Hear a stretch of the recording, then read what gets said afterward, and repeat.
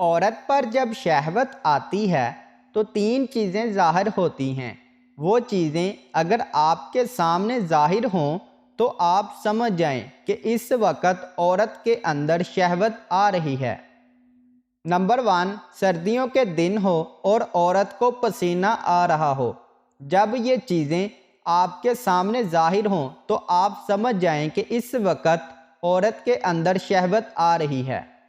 Number 2، جسم کا ڈھیلا پڑنا، جسم کا درد کرنا، اتنا درد کرنا کہ عورت ہر کسی کو بتائے کہ میرا جسم درد کر رہا ہے۔ اگر یہ علامات آپ کے سامنے ظاہر ہوں تو سمجھ جائیں کہ عورت کے اندر شہوت آ رہی ہے۔ نمبر 3، عورت کے اندر احساس آ جاتا ہے۔ عورت کو اپنے مرد کی فکر ہونا شروع ہو جاتی ہے۔ عورت اپنے مرد کی ہر بات ماننا شروع کر دیتی ہے، یہاں تک کہ اگرچہ وہ ہم بستری کا بھی کہے